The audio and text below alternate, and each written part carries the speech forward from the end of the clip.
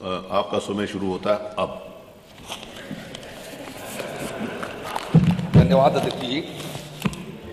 मैं आपकी अनुज्ञा से श्री राज्यपाल जी की सिफारिश से प्रस्ताव करता हूं कि 31 मार्च 2025 को समाप्त होने वाले वर्ष में अनुदान संख्या 11 कृषि तथा अन्य संबद्ध विभाग कृषि के अंतर्गत होने वाले परिव्ययों को चुकाने के लिए आवश्यक धनराशि की पूर्ति के लिए 8,779 करोड़ 43,44,000 रुपये से अधिक की धनराशि स्वीकृत की जाए। सब लोग उठकर जाने लगे, बोलिए कि बैठे उनको मतलब नहीं है ना।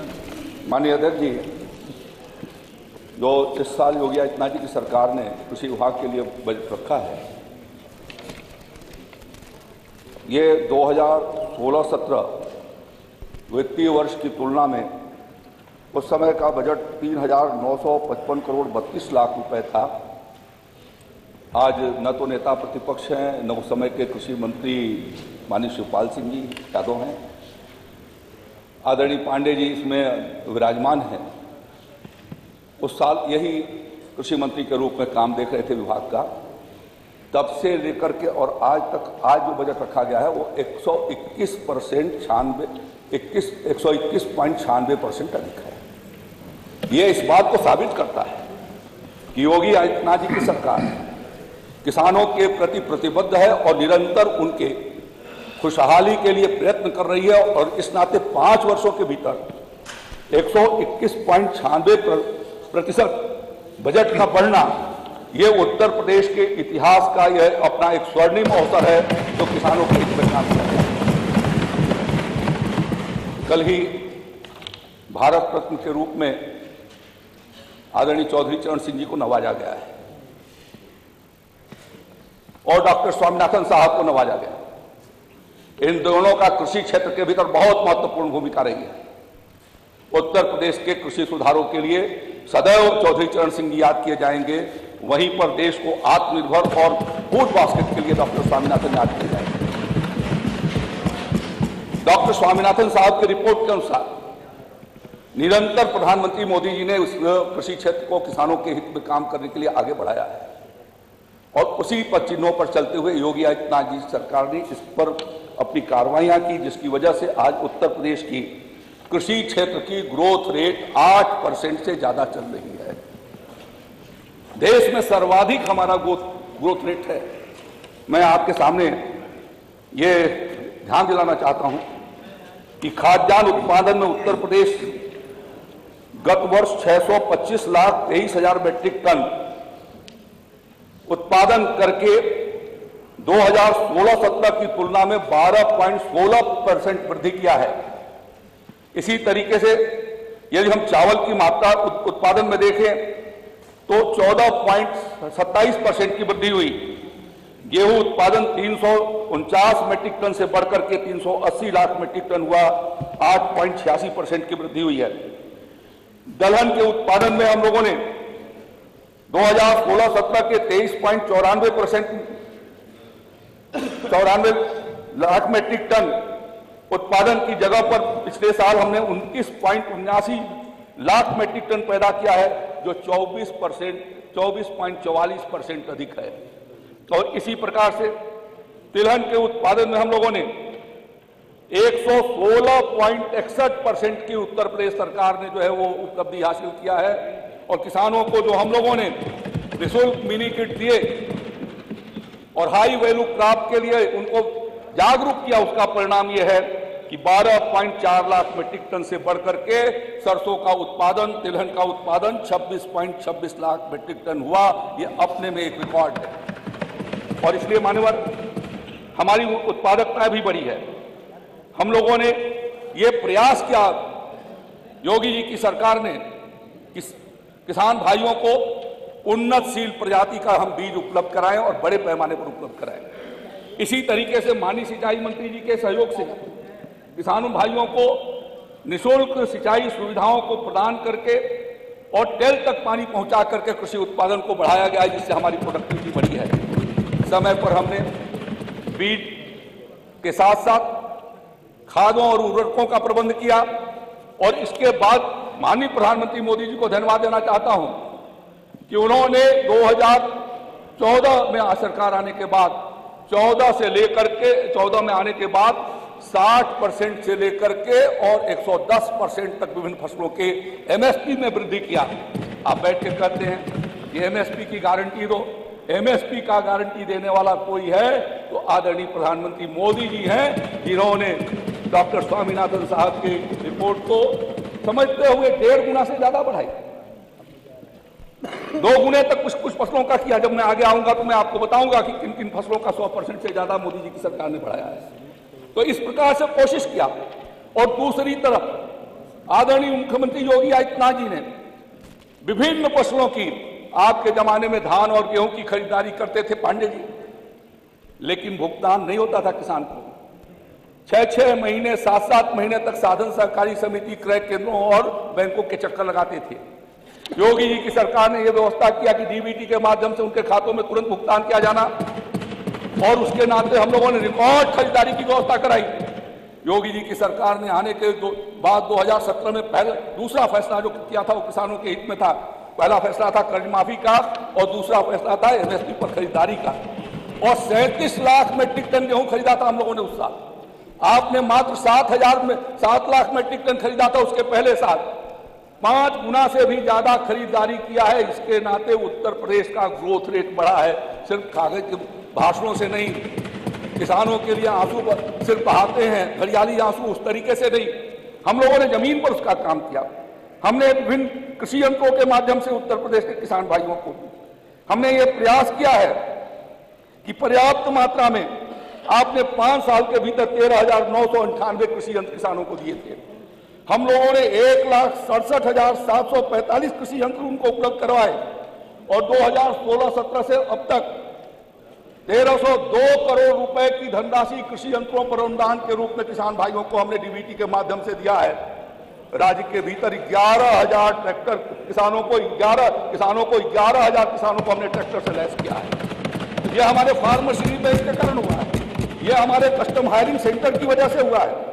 हम लोगों ने यह प्रयास किया कि उत्तर प्रदेश के किसान भाइयों को बिना बिजली के खर्चे के, बिना डीजल के खर्चे के, और किस तरीके से उनको 150 दिन सिंचाई की सुविधा मिल जाए, उसके लिए जो हमने प्रयास किया। अब तक 5,151,970 हमने सोलर पंप लगाए हैं, और उस पर 561 करोड़ रुपए का किसान भाइयों को अनुदान भेजा है। आज हमारे साथ उत्तर प्रदेश के 2,62,00,000 किसानों तक कृषि विभाग की रिक्त पहुंची हुई है। हम गांव-गांव के भीतर जाकर के उनको जागरूक कर रहे हैं। उन्नतशील प्रजाति के बीज कैसे उपयोग करें उसके लिए उनको हम जागरूक कर रहे हैं। कृषि यंत्रों का इस्तेमाल खेती के लिए कैसे करें उसको लिए जागरूक कर रहे हैं। हम लोगों ने राज्य के भीतर, मैंने देखा कि आपके जमाने में कितना निःशुल्क मिनी किट दिए गए थे। 4,42,000 में निःशुल्क मिनी किट आपने बांटे थे अपने जमाने के भीतर, और योगी जी की सरकार ने 29,87,000 6 गुना से ज्यादा किसानों को सीधा दलहन और तिलहन से जोड़ा है। दलहन और तिलहन की वजह से किसान की आमदनी बढ़ी है, और विविधीकरण उसके नाते हमने प्रारंभ किए। आज मल्टी क्रॉपिंग हम किसान भाइयों से करा रहे हैं।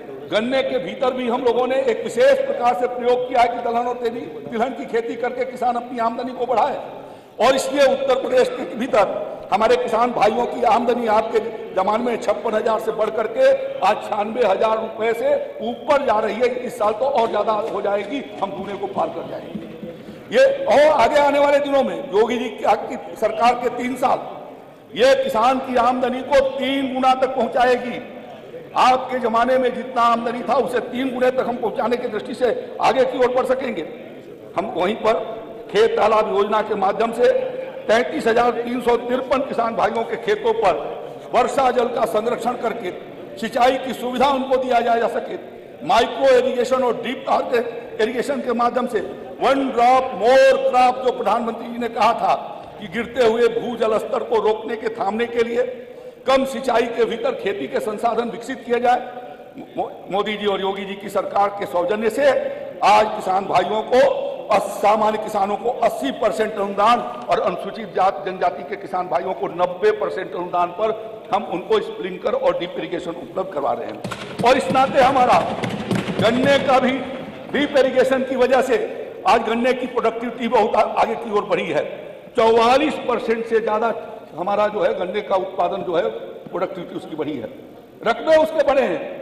माननीय गन्ना मंत्री जी उसके बारे में विस्तार पूर्वक बता सकते हैं। लेकिन इसी तरीके से आज हमारा जो आलू की खेती है वो भी बढ़ करके आज 242 लाख मीट्रिक टन पहुंची है। ये हमारे इनपुट्स को समय पर उपलब्ध करवाया जाना, टेक्नोलॉजी को किसान के बीच में पहुंचाना, उनको अच्छे प्रकार के बीज को दिया जाना, उसका ये परिणाम हो सका है।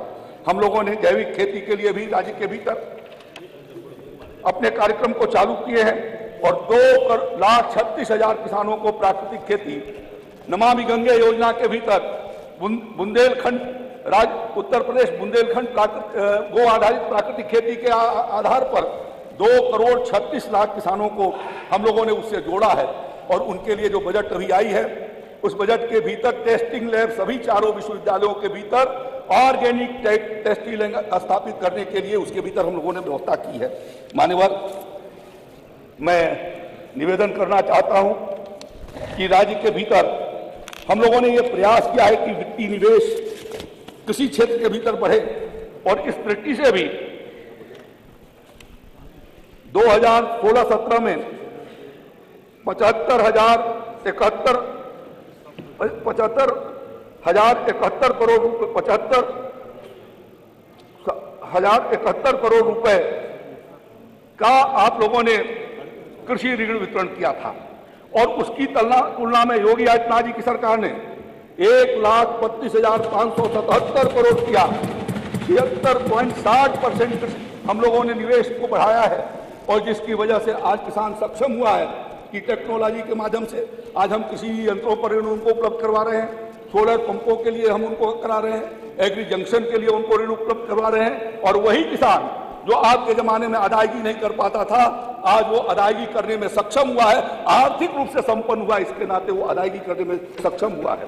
हम लोगों ने, मैं ये भी आपको बताना चाहता हूं कि अभी जो 2023-24 जो अभी पूरा होने वाला है फसली वर्ष, 24 में आते आते हम लोग 649 लाख मीट्रिक टन खाद्यान्न का उत्पादन करेंगे। 388 लाख मीट्रिक टन हम गेहूं का उत्पादन करके फिर से एक नए ऊंचाइयों पर चढ़ने वाले हैं। मक्के का उत्पादन जो आपके जमाने में 12.75 लाख मीट्रिक टन होता था, आज बढ़कर के 20.16 लाख मीट्रिक टन हुआ है। इसी तरीके से गन्ने का उत्पादन जो आपके जमाने में 1458.31 लाख मीट्रिक टन था, मैं धन्यवाद देना चाहता हूं माननीय गन्ना मंत्री जी को कि इनके प्रयासों से 24,89,90,000 मीट्रिक टन 44% से ज्यादा वृद्धि गन्ना के उत्पादन में हुई है। इसलिए उत्तर प्रदेश का किसान संपन्न हो रहा है और जैसे जैसे संपन्न हो रहा है वैसे वैसे आपको पीड़ा बढ़ती जा रही है, आपको तकलीफ बढ़ती जा रही है कि कैसे सक्षम हो रहा है। आपके सभी प्रयासों के बावजूद भी आप किसान को खिलाफ करने की कोशिश किए, बहुत कोशिशें की आंदोलन चलाए जाने की, आपके सारे आंदोलन विफल हो गए। आज धान के उत्पादन में हम लोगों ने 21.14% वृद्धि इस साल करने जा रहे हैं, हो गया है, आ गया है रिकॉर्ड उसका। तिलहन में हमारी बढ़ करके 127% हो जाएगी।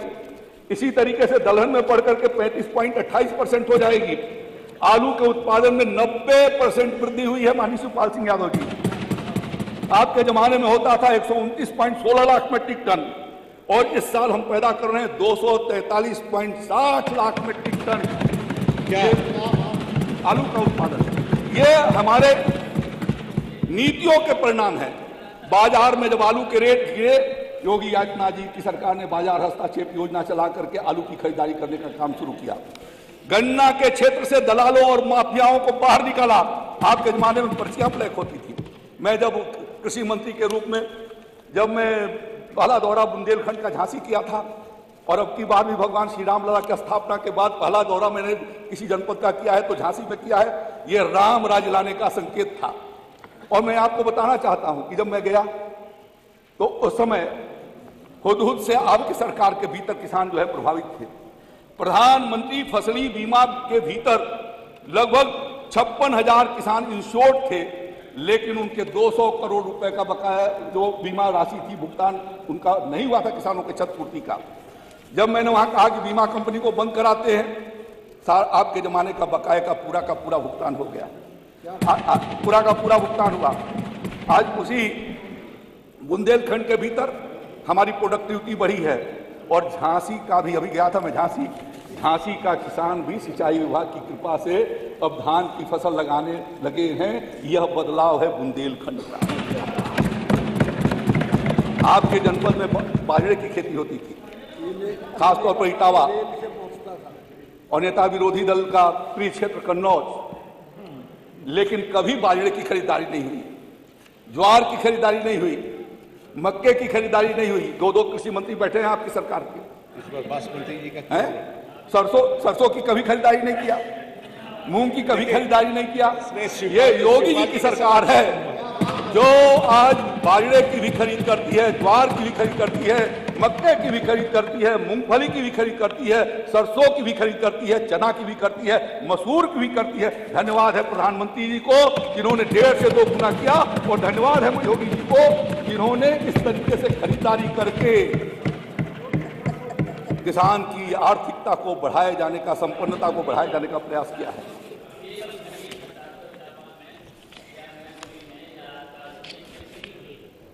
हाँ, मैं बता दूंगा आपको। उसको उत्तर भाषण में बताया जाएगा। उसको माननीय मंत्री जी उसको उत्तर भाषण में उसको उत्तर भाषण में बताया जाएगा। मैं दूसरा विभाग ले रहा हूँ। मैं उन सबको बताऊंगा। हाँ, मैं दूसरा विभाग ले रहा हूँ। आप बात को पूरा कर लेता हूं। प्लीज। हम लोगों ने नहीं, वो उत्तर भाषण में बताया जाएगा माननीय मंत्री जी। मैं अब दूसरा विभाग ले रहा हूँ। 3 करोड़ 81 लाख किसानों के खेत की मिट्टी जांच करके और उनको सुझाव दिया है कि किस तरीके से जो है वो अपने जमीन का सुधार की दृष्टि से काम करें। धन्यवाद। और उसके लिए 20,000 कुंटल से ज्यादा हम किसान भाई को ढांचा देने उपलब्ध करवा रहे हैं हर साल। उसके लिए 22 हजार मेट्रिक टन हम जिप्सम उपलब्ध करवा रहे हैं, जिससे कि हमारी कार्बन शक्ति जो जमीन की है वो ऑर्गेनिक कार्बन बढ़े और हमारा जो है वो धन्यवाद पौष्टिक उत्पादन, बेहतर उत्पादन। बहुत बहुत धन्यवाद माननीय मंत्री जी, बहुत बहुत धन्यवाद मंत्री जी, बहुत बहुत धन्यवाद। माननीय नगर विकास मंत्री, मंडी के बारे में एक चर्चा करते हुए मेरा निवेदन जो मैंने शुरू में किया था, आप वरिष्ठ मंत्रियों को मैं मेरे को अच्छा नहीं लगेगा, प्लीज। इसलिए 2 बातें बस करके कि कैसे ग्रॉस वैल्यू एग्रीकल्चर रेट बढ़ी है वो बता दूंगा मैं एक, और दूसरा मंडी के बारे में माननीय अखिलेश यादव जी ने भी इस बात को कहा और शिवपाल सिंह यादव जी ने भी कहा कि आपके राज्य में एक भी मंडी नहीं बनी है। आदरणीय मुख्यमंत्री जी के सामने भी कहा था। मैं आपको बता दूं कि 3 नवीन मंडियां योगी आदित्यनाथ जी की सरकार ने बनाई, जरार और पडरौना कुशीनगर में बना रही है और बना रही है, और शमशाबाद में ये 3 मंडियां और 5 नवीन उप मंडियां बना रही है। एक लखीमपुर के निघासन में, ये बताने की जरूरत नहीं, गुरबख्शगंज में, ऊंचाहार में, महाराजगंज में। और हम लोगों ने इतने नहीं किया है, हमने पैक हाउसेस बनाए हैं कि किसानों के सब्जियों और फलों को पैक करके क्वालिटेटिव बना करके कैसे उसका एक्सपोर्ट किया जाए, इसको योगी आदित्यनाथ जी सरकार ने। धन्यवाद। और मान्यवर, धन्यवाद। जो एग्रीकल्चर का ग्रॉस वैल्यू ग्रोथ रेट है वो आपके जमाने से कैसे बढ़ा है, एक शब्द बस उसके बारे में। आपके पास इतना कुछ है कि आप 4 घंटे बोलो तब भी कम है। मेरे को मालूम है, लेकिन फिर भी खत्म ही किया महाराज। जीविए नहीं कि समय का अनुशासन तत्पर। जीविए। आ जाओ मनीष, आप बैठे। आपका कुल खेती क्षेत्र था जिसमें खाद्यान्न भी था, सब्जियां भी थी, गन्ना भी था और पशुपालन भी था और मछली भी थी। सबसे उस समय आमदनी 2016-17 में किसान की 1,50,526 करोड़ होती थी। योगी आदित्यनाथ जी की सरकार के प्रयास से अब 2,06,305 करोड़ 45 लाख की gross state value added agriculture की स्थिति है और यही हमारी आमदनी 2 गुना करने के रास्ते की ओर आगे ले जा रही है। यह आपके सामने, यह रिपोर्ट मैं आपके सामने रखता हूं मैं, जिससे आप संतुष्ट हो जाएंगे कि नहीं क्या कर रही है हमारी सरकार। बहुत बहुत धन्यवाद।